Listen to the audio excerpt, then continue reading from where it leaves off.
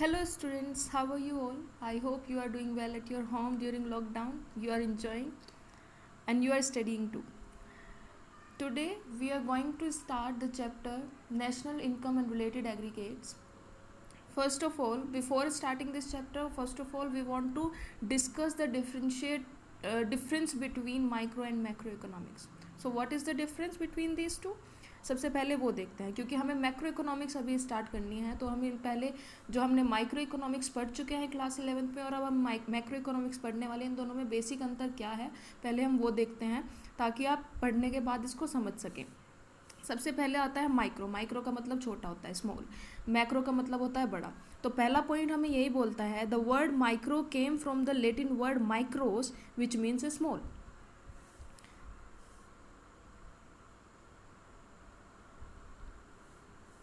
Yes, here it is. First point, the word micro came from the Latin word micros. एक Latin word है माइक्रोस जिससे micro word लिया गया है और जिसका मतलब होता है स्मॉल, छोटा। और पहला पॉइंट मैक्रो इकोनॉमिक्स का है, the word macro came from the Latin word macros जिसका मतलब होता है बड़ा, मीन्स लार्ज।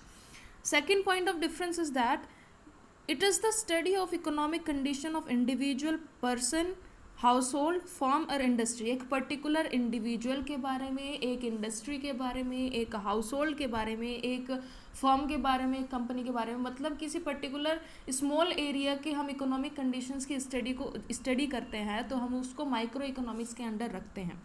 लेकिन मैक्रो इकोनॉमिक्स क्या है? मैक्रो इकोनॉमिक्स जैसे कि इसका शब्द ही बोलता है, इसका वर्ड मैक्रो का मतलब ही होता है लार्ज, मतलब कि एक लार्ज एरिया को कवर करती है मैक्रो इकोनॉमिक्स। ये पूरी कंट्री को एक लेके चलती है, मतलब कि जितने भी गुड्स और सर्विसेज जो कुछ भी एक देश के अंदर प्रोड्यूस हो रहा है वो सब मैक्रो इकोनॉमिक्स के अंदर आता है। It is the study of economy as a whole. एक देश की अर्थव्यवस्था को पूरे एक देश की अर्थव्यवस्था को स्टडी करने को ही मैक्रो इकोनॉमिक्स बोलते हैं। इसमें पूरे कंट्री को इंक्लूड किया गया है, पूरी कंट्री में जितने भी गुड्स एंड सर्विसेज प्रोड्यूस हो रहे हैं उन सबको। अब तीसरा पॉइंट ऑफ डिफरेंस क्या आता है? तीसरा पॉइंट ऑफ डिफरेंस है micro economics deals with the individual income, individual price and individual output. आपने माइक्रो इकोनॉमिक्स पढ़ा, उसमें फर्स्ट चैप्टर से एंड चैप्टर तक आप प्राइस के साथ ही सारी चीज़ों के रिलेशनशिप देख रहे हैं। हम उसमें प्राइस के बारे में ज़्यादा पढ़ रहे हैं, कितना आउटपुट किस प्राइस पे होगा। एक इंडिविजुअल गुड्स का हम प्राइस देख रहे हैं उसमें माइक्रो इकोनॉमिक्स में। लेकिन इसमें मैक्रो इकोनॉमिक्स में हम क्या पढ़ेंगे? National income, general price level और नेशनल आउटपुट। हमारे देश में कितना प्रोडक्शन हुआ है, हमारे देश की पूरे देश की नेशनल इनकम क्या है। हम उसमें माइक्रो इकोनॉमिक्स में तो हम एक इंडिविजुअल की इनकम के बारे में पढ़ रहे थे, लेकिन मैक्रो इकोनॉमिक्स में हम पूरे देश की नेशनल इनकम के बारे में, पूरे देश ने कितना कमाया है, पर कैपिटा इनकम कितनी है, जीडीपी कितनी है, हम वो सब कुछ इसमें पढ़ेंगे। इसमें बेसिकली मैक्रो इकोनॉमिक्स में हम एम्प्लॉयमेंट और लेवल ऑफ इनकम पे ज़्यादा ध्यान देते हैं, as 4 point suggest and 4 point shows here is that like it determine the level of income and employment. और 4th point of microeconomics says that it determines the price and allocation of resources. कैसे distribution of resource हो, कितना price होना चाहिए good का, कितनी इलास्टिसिटीज़ वगैरह, ये आप सब पढ़ चुके हैं। अब 5th पॉइंट ऑफ डिफरेंस क्या है? Price is the main determinant of microeconomics problem.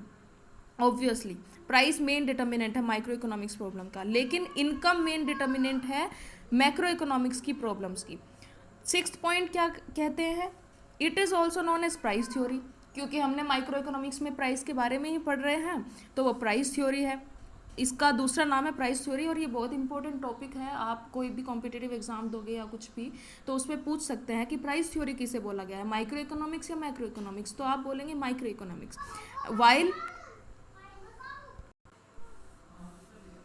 While macro economics को क्या बोलते हैं? हम इसमें एम्प्लॉयमेंट और इनकम के बारे में ज़्यादा ध्यान देते हैं और इनकम और एम्प्लॉयमेंट की बात करते हैं, स्टडी करते हैं, इसीलिए मैक्रो इकोनॉमिक्स को हम इनकम और एम्प्लॉयमेंट थ्योरी भी बोलते हैं। ये यहाँ पे थोड़ा सा कट गया है, लेकिन income and employment theory.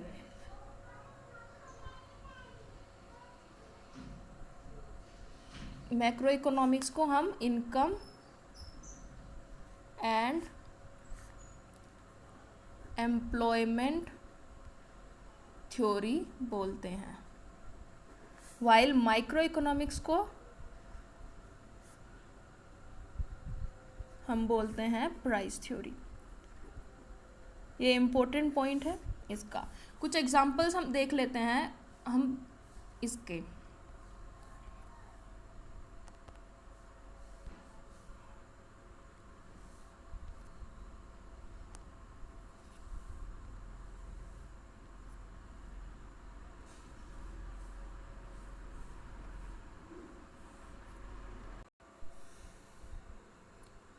Example micro economics का क्या एग्जाम्पल हो सकता है? आप लोगों ने माइक्रो इकोनॉमिक्स पढ़ रखी है। माइक्रो इकोनॉमिक्स के अंदर आता है डिमांड, सप्लाई, कॉस्ट, प्रोडक्शन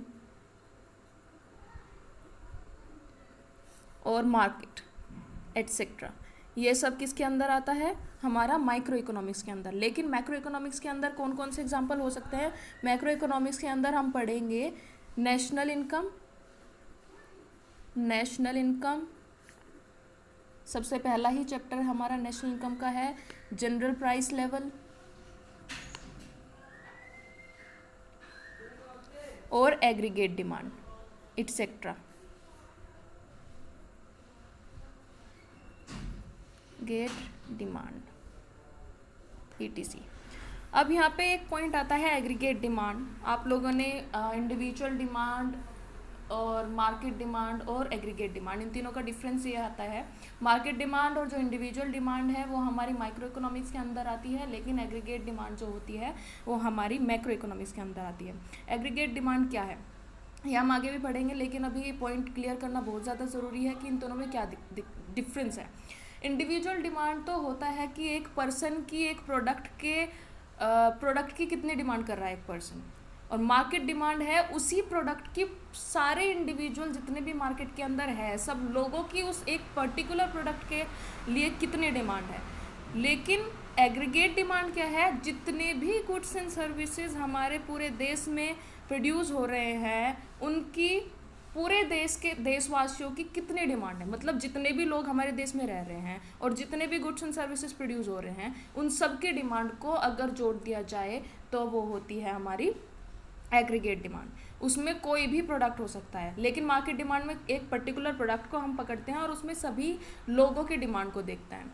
लेकिन एग्रीगेट डिमांड में क्या है? एग्रीगेट डिमांड में सारे प्रोडक्ट हैं जितने भी हमारे देश में प्रोड्यूस हो रहे हैं और जितने भी लोग हमारे देश में रह रहे हैं उनकी उन प्रोडक्ट्स के लिए कितनी डिमांड है वो हमारी एग्रीगेट डिमांड हो गई।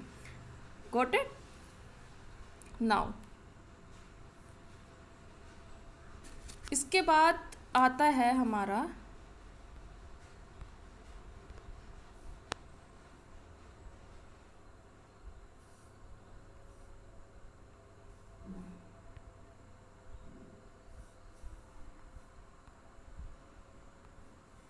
इसके बाद आता है नेशनल इनकम की definition.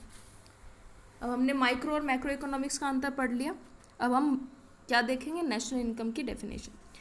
National income is the sum of money value of final goods and services produced by normal resident of a country during the financial year। हम नेशनल इनकम की definition को 3 पार्ट में पढ़ सकते हैं। Income की definition को हम 3 पॉइंट ऑफ व्यू से देख सकते हैं। सबसे पहला है हमारा प्रोडक्शन मेथड, या फिर हम इसको आउटपुट मेथड भी बोल सकते हैं, और वैल्यू एडेड मेथड भी बोल सकते हैं। दूसरा पॉइंट ऑफ व्यू आता है हमारा इनकम मेथड के हिसाब से हम नेशनल इनकम की डेफिनेशन को किस तरीके से डिफाइन करेंगे, और तीसरा आता है हमारा एक्सपेंडिचर मेथड।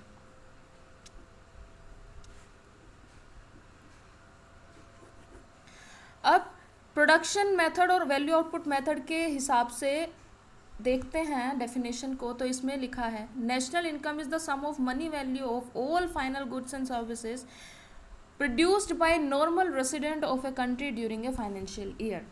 हमारे देश के जो नॉर्मल रेसिडेंट है उनके द्वारा जितने भी final goods and services produce किए गए हैं उनकी मनी वैल्यू को अगर हम जोड़ दें जितने भी गुड्स एंड सर्विसेज प्रोड्यूस हुए हैं और वो प्रोड्यूस किसने किए हैं, normal resident of our country, उनकी मनी वैल्यू को अगर हम जोड़ दें तो हमारी नेशनल इनकम आ जाती है during a financial year. Financial year कौन सी होती है, पूरी एक साल। बेसिकली ये 1 अप्रैल से 31 मार्च तक होती है। और दूसरे मेथड के हिसाब से, अब अगर इनकम मेथड के हिसाब से देखें तो हमारे पास फैक्टर ऑफ प्रोडक्शन होते हैं। फैक्टर ऑफ प्रोडक्शन कौन कौन, फैक्टर ऑफ प्रोडक्शन कौन कौन से हैं, लैंड, लेबर, कैपिटल और इंटरप्रेन्योर।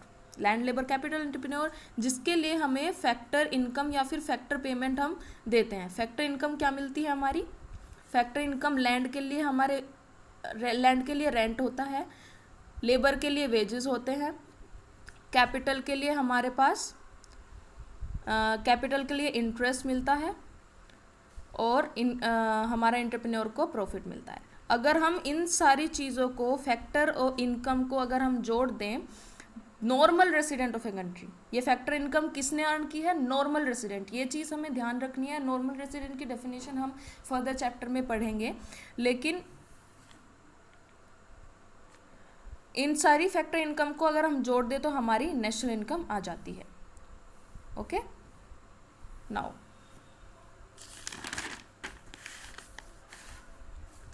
तीसरी डेफिनेशन है एक्सपेंडिचर मेथड। एक्सपेंडिचर मेथड क्या बोलता है, एक्सपेंडिचर मतलब खर्चा।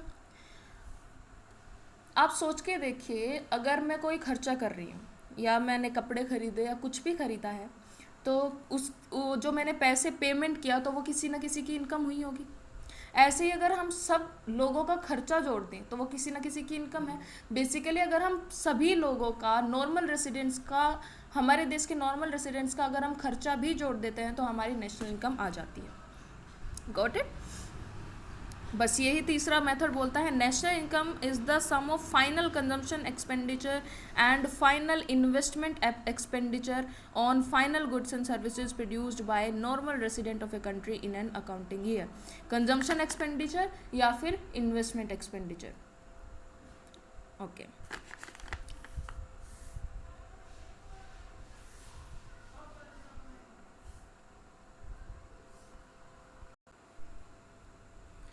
उसके बाद आता है who is the father of macroeconomics. Macroeconomics के फादर कौन है, professor John Maynard Keynes is the father of macroeconomics. Macroeconomics के फादर का नाम है J.M. केन्स। J.M. केन्स का मतलब जॉन, फुल नेम है इनका जॉन मेनार्ड केन्स। कभी कभी इनका फुल नेम भी पूछ लेते हैं, कभी किसी कॉम्पिटिटिव एग्जाम में अगर आप बैठोगे तो। Professor John Maynard Keynes father of macroeconomics हैं। उन्होंने एक बुक लिखी थी, बहुत ही इंपॉर्टेंट बुक है, 1936 में बुक लिखी थी, general theory of employment, interest and money. ये बुक का नाम है, याद होना चाहिए। अब आता है next question, differentiate between intermediate good and final goods. Intermediate goods कौन से होते हैं और फाइनल गुड्स, इनका डिफ्रेंशिएट करो।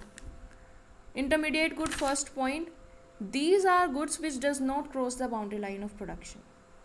इंटरमीडिएट गुड वे होते हैं जो अभी जिस प्रोडक्शन के बाउंड्री लाइन को इन्होंने क्रॉस नहीं किया है, जो जिनमें वैल्यू अभी भी ऐड होना बाकी है, और they are not ready to use by the final user. अब हम इसको समझते हैं। सबसे पहले डिफरेंस को छोड़िए, पहले एक चीज़ को समझते हैं, इंटरमीडिएट गुड कौन से हैं।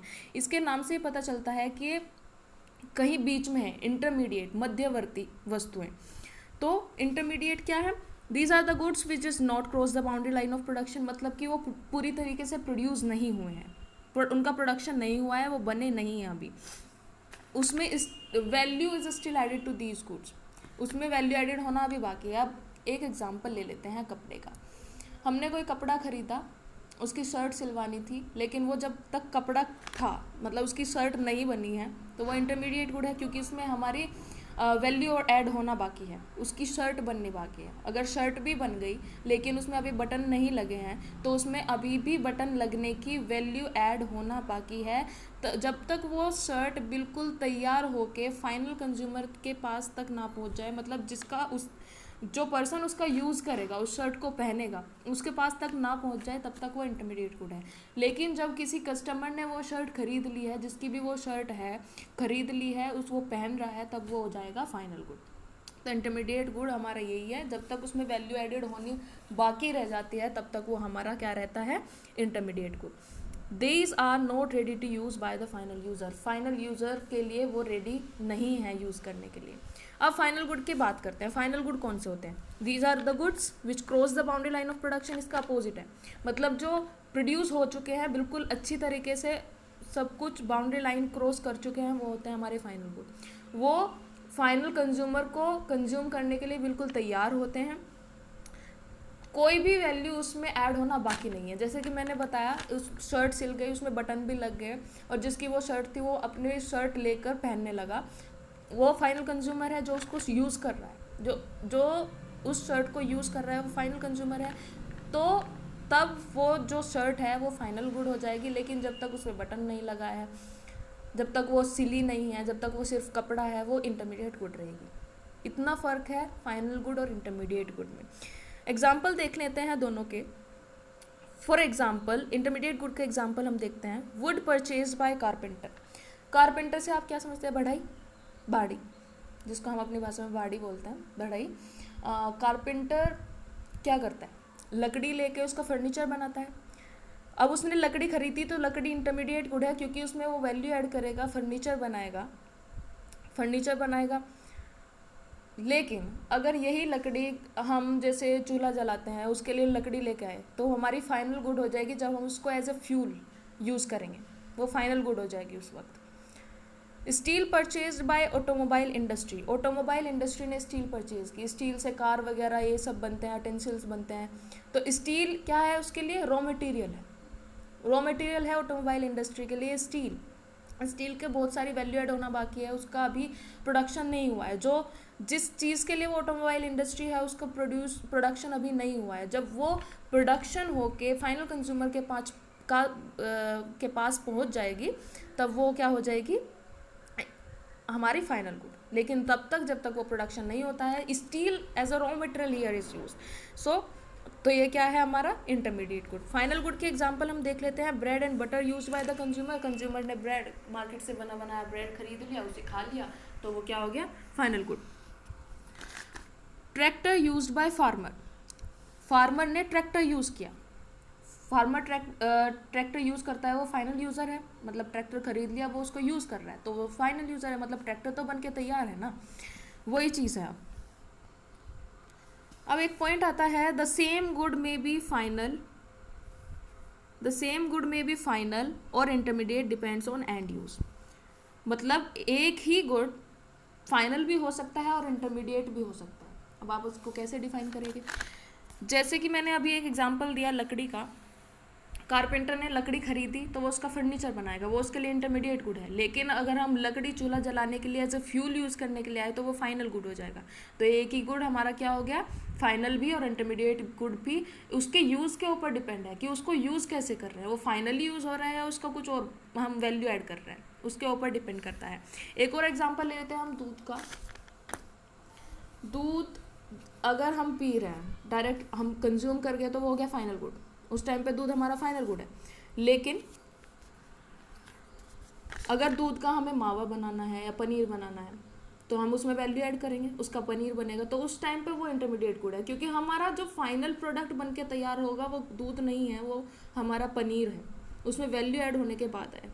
ठीक है, अब आगे चलते हैं। For calculation of national income only final goods are considered. National income की कैलकुलेशन के लिए हम फाइनल गुड्स को कंसिडर करेंगे, ये हम हमारे न्यूमेरिकल पार्ट में भी देखेंगे, लेकिन यहाँ पे समझने के लिए हम ये बोल सकते हैं, क्योंकि फाइनल गुड्स एंड सर्विसेज में सारी वैल्यू ऐड होने के बाद ही उसकी मनी वैल्यू निकाली जाती है, इसलिए हम फाइनल वैल्यू ही लेते हैं गुड्स एंड फाइनल गुड्स की वैल्यू ही लेते हैं, इंटरमीडिएट गुड की नहीं लेते, क्योंकि उसमें अभी भी वैल्यू ऐड होना बाकी है। अगर हम इंटरमीडिएट गुड्स की वैल्यू लेंगे तो दोनों की वैल्यू लेंगे, फाइनल गुड्स की भी और इंटरमीडिएट गुड की भी, तो हमारे पास प्रॉब्लम ऑफ डबल काउंटिंग हो जाएगी। ये भी हम इसमें पढ़ेंगे, ठीक है।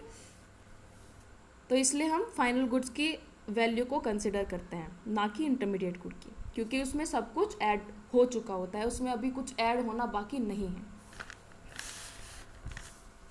इसके बाद डिफरेंस आता है कंज्यूमर गुड और कैपिटल गुड का। कंज्यूमर गुड कौन से होते हैं? कंज्यूमर गुड वे होते हैं जो डायरेक्टली ह्यूमन बीइंग्स की वांट्स को सेटिस्फाई करते हैं, कंज्यूमर गुड वही होते हैं।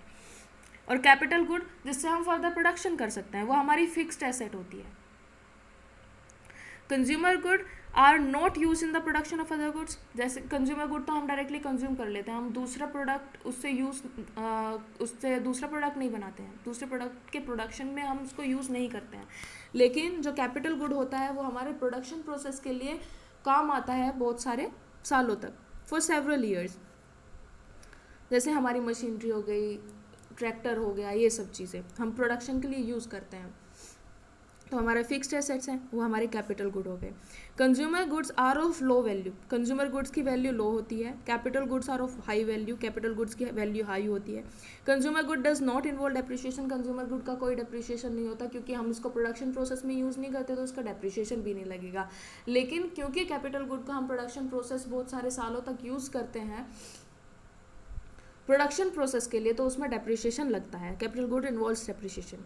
अब एग्जांपल देख लेते हैं। कंज्यूमर गुड का एग्जांपल है TV, clothes, medicine, fridge, milk, petrol, services of doctor और टीचर। ये सभी एग्जांपल है कंज्यूमर गुड के। टीवी कंज्यूमर गुड है, उससे कोई प्रोडक्शन नहीं हो रहा है।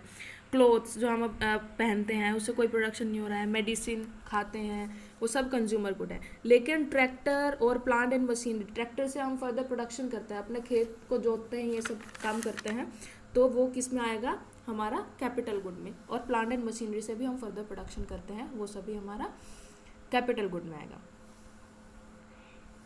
अब आता है all machines are not capital good. All machines, सभी मशीन्स कैपिटल गुड नहीं होती। अब इसको समझने के लिए हम एक एग्जांपल लेते हैं स्वीविंग मशीन का, सिलाई मशीन का। अगर हम इसे हाउस होल्ड पर्पज़ के लिए यूज़ करते हैं, हाउस होल्ड पर्पज़ के लिए मतलब घर में कोई कपड़ा फट गया, हमने उसको सील लिया, तो वो क्या हो गया? हमारा कंज्यूमर गुड। हम इसको प्रोडक्शन के लिए यूज़ नहीं कर रहे हैं, हम इससे पैसा नहीं कमा रहे हैं, तो हमारा ये क्या हो जाएगा? हमारा कंज्यूमर गुड। लेकिन अगर ये ही हम एज ए टेलर खरीदते हैं, sewing machine as a tailor खरीदते हैं, हम इससे प्रोडक्शन कर रहे हैं, प्रोडक्शन ऑफ क्लोथ्स प्रोडक्शन कर रहे हैं, तो इससे पैसा कमा रहे हैं, अर्निंग मनी फ्रॉम दैट, तो ये हमारा क्या हो जाएगा? हमारा capital good. Capital goods, good नहीं होता है, गुड्स होता है।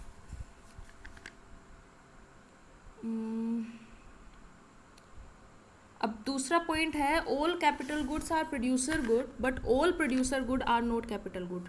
ये देखिए यहाँ लिखा हुआ है, all capital goods are producer good but all producer good are not capital good. आप अपने आप को प्रोड्यूसर समझिए, तो प्रोड्यूसर क्या करता है? प्रोड्यूसर के पास सबसे पहले क्या होता है? एक तो रॉ मटेरियल होता है, और उस रॉ मटेरियल को हम किस में यूज़ करते हैं? मशीनरी में, ताकि उससे हम फाइनल गुड्स निकाल सकें। मशीनरी का यूज़ होता है। तो प्रोड्यूसर गुड में कौन कौन सा आता है? प्रोड्यूसर गुड कौन कौन से होते हैं? रॉ मटेरियल और मशीनरी, प्लांट मशीनरी जो भी हमारी फिक्स्ड एसेट है। लेकिन हमारे फाइनल प्रोडक्शन के लिए हमारा रॉ मटेरियल भी तो ज़रूरी है। तो प्रोड्यूसर गुड के अंदर हमारे कौन सा आता है? रॉ मटेरियल और मशीनरी। ठीक है, मशीनरी हमारा कैपिटल गुड है क्योंकि हमारा फर्दर प्रोडक्शन के लिए यूज़ हो रहा है।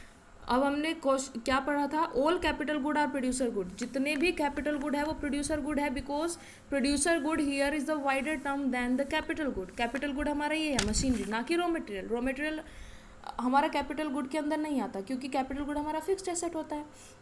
उसके बाद आता है but all producer good are not capital good, लेकिन सभी प्रोड्यूसर गुड तो कैपिटल गुड नहीं है, सभी प्रोड्यूसर गुड तो कैपिटल गुड नहीं है, क्योंकि capital good is a part of producer good, but all capital good are not producer good. बस यही इस पॉइंट का डिफरेंस है और कुछ नहीं है। अब अगला क्वेश्चन आता है, हमारी इकोनॉमी में कंज्यूमर कौन कौन है, कौन कौन कंज्यूम करता है, गुड्स एंड सर्विसेज कौन खरीदता है, बेसिकली बात ये पूछे। House holds and producers, producer क्या लेते हैं, factor services, land, labour, capital, entrepreneur, इन सब का यूज़ करके प्रोड्यूसर क्या बनाते हैं, गुड्स एंड सर्विसेज। उसको कौन खरीदता है, हाउस होल्ड्स। तो हमारे पहले कंज्यूमर क्या हो गए, house holds and producers. Second point, government भी हमारे बहुत सारे गवर्नमेंट स्कूल्स, इसमें मिड डे मील वगैरह चलते हैं, ये भी गुड्स एंड सर्विसेज खरीदते हैं, आर्मी को देते हैं, इन सब के लिए जो यूज़ करते हैं, बफर स्टॉक, ये सब तो गवर्नमेंट भी हमारी जो है वो कंज्यूमर है, खरीदती है ना, और बफर स्टॉक में अनाज रखती है, तो वो भी हमारी कंज्यूमर गुड हो गई, कंज्यूमर हो गई। नॉन प्रॉफिट प्राइवेट इंस्टीट्यूशन, जो NGOs वगैरह होते हैं, टेम्पल होते हैं, इसमें भी फ्री का खाना बंटता है। जैसे हमारा बंगला साहिब है दिल्ली में, वहाँ पे वो लंगर देते हैं डेली, तो वो भी कहीं ना कहीं से खरीदते होंगे ना, तो वो भी हमारे कंज्यूमर है इकोनॉमी के। बस यही है। क्वेश्चन नंबर 7 हमारा पूछता है व्हाट इज इन्वेस्टमेंट। इन्वेस्टमेंट क्या है, differentiate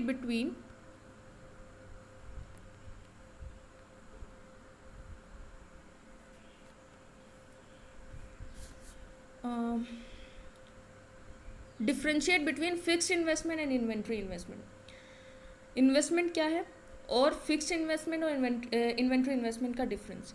investment means change in stock और कैपिटल, मतलब हमने शुरुआत में एक ज़मीन खरीदी, वो 2 लाख की थी, लेकिन अब हमने उसमें दोबारा खर्चा किया 6 महीने बाद 60,000 रुपये का, तो हमारी कैपिटल कितनी हो गई, 2,60,000।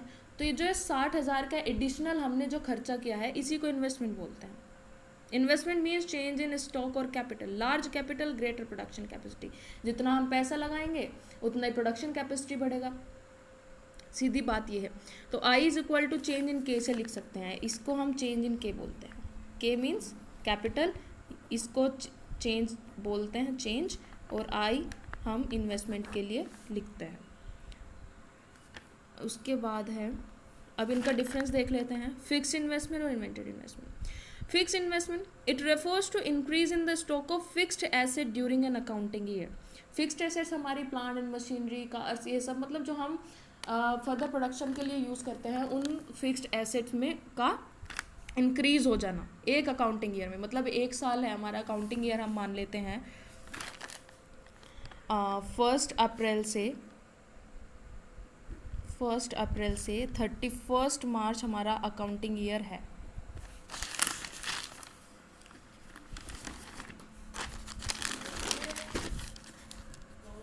फर्स्ट अप्रैल से हमारा 31 मार्च अकाउंटिंग ईयर है। शुरुआत में हमारे पास 50,000 रुपये की मशीनरी एंड में हमारे पास 1 लाख रुपए की हमारी मशीनरी हो गई, तो हमारा कितने चेंज हुआ, 50,000 प्लस 50,000 रुपये की हमने और मशीनरी खरीदी। तो इस चेंज को ही हम, क्योंकि हमारी फिक्स्ड इन्वेस्टमेंट है, हमारी जो मशीनरी है ये फिक्स्ड एसेट है, तो इस ₹50,000 के चेंज को ही हम क्या बोलेंगे, फिक्स्ड इन्वेस्टमेंट। फिक्स्ड इन्वेस्टमेंट की है 50,000 की, तभी तो हमारी साल के एंड में 1 लाख रुपए हो गई मशीनरी की value. It increases the production capacity of producer. शुरुआत में हमारे 50,000 रुपये की एक मशीनरी थी, हमने एक और मशीनरी खरीद ली 50,000 रुपये की, तो हमारे पास 2 मशीनरी हो गई, तो हमारी प्रोडक्शन कैपेसिटी भी बढ़ गई प्रोड्यूसर की, तो वो और ज़्यादा प्रोड्यूस कर पाएगा। तो इसीलिए बोला है investment is equal to change in capital. जितनी भी अगर हम कैपिटल इंक्रीज़ करते हैं, मतलब इन्वेस्टमेंट इंक्रीज़ करते हैं, तो हमारी प्रोडक्शन कैपेसिटी भी उतनी ही इंक्रीज़ होती है।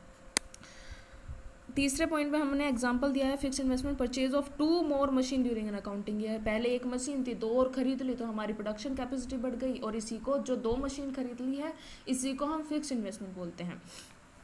अब आता है इन्वेंट्री इन्वेस्टमेंट। इन्वेंट्री इन्वेस्टमेंट क्या है, inventory investment it refers to increase in stock of raw material. Producer good में हमने दो चीज़ देखी थी अभी।